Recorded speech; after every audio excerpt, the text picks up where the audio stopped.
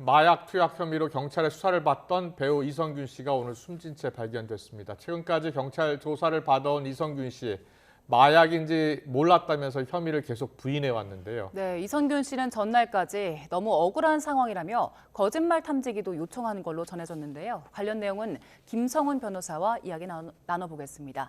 나와 계시지요? 네, 안녕하세요. 김성훈 변호사입니다. 네, 너무 충격적이고 안타까운 소식입니다. 배우 이성균 씨 오늘 숨진 채 발견됐는데요. 전날까지도 이 거짓말 탐지기 조사를 경찰에 요청했다는데 어떤 이유 때문이었습니까?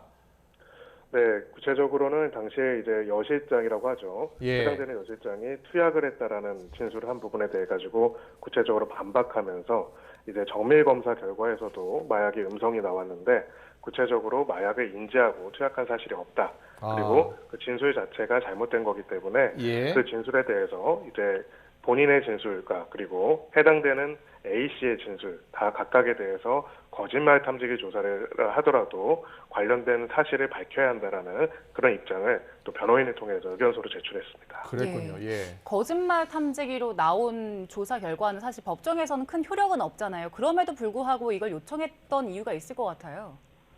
네, 그렇습니다. 결국은 이제 기본적으로 이 조사라는 것이 거짓말 탐지기 자체가 증거 능력은 없다고 하더라도 마약 투약과 관련돼서는 이런 화학적인 검사 외에도 당사자의 진술이 중요한 부분이기 때문에 예. 그 진술은 근데 당시에 은밀하게 이루어지고 당사자들만 있는 상황에서는 진술이 대립되는 상황에서 자신의 주장이 명백하게 사실이고 상대방의 주장이 명백하게 거짓이라는 점을 드러낼 수 있는 몇 안 되는 수단 중에 하나이기 때문에 예. 증거 능력과 무관하게 또 이런 부분들에 대해 가지고는 요청했던 것이다 이렇게 볼 수가 있습니다. 그렇군요. 이성균 씨 관련 보도가 나온 게 지난 10월 19일이었는데요.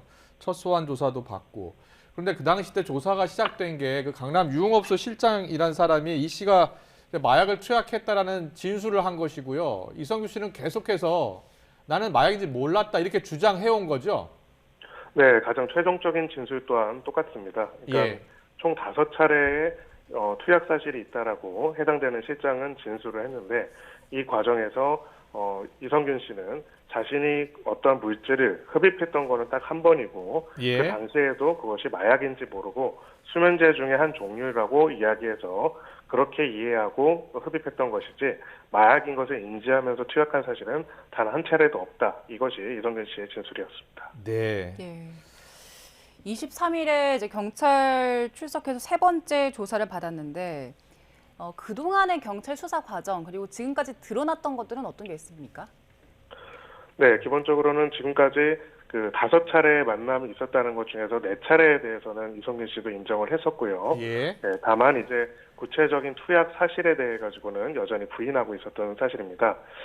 이제 이 부분에 대해서는 마약 수사에서는 기본적으로는 관련돼서 모바일 등을 바탕으로 한 정밀한 검사를 진행을 하는데요. 네네. 지금 2차례 정밀 검사를 진행을 했지만 결론적으로는 음성 결과가 나왔습니다. 예. 즉 네. 마약 투약 사실이 이제 인정될 수가 없는 결과가 일단은 나왔는데요. 네네. 아마 이성균 씨는 이렇게 정밀 검사 결과도 음성으로 나온 상태에서 또 경찰이 상대방의 진술에 따라 가지고 함께 투약했다는 사람의 진술에 따라 가지고 계속적으로 추궁을 하자 결론적으로는 이제 거짓말 탐지기 조사라도 해가지고 이 부분에 예. 대해서 자신이 무고하다는 것을 밝히고 싶다라는 의견을 계속 피력했던 것으로 보입니다.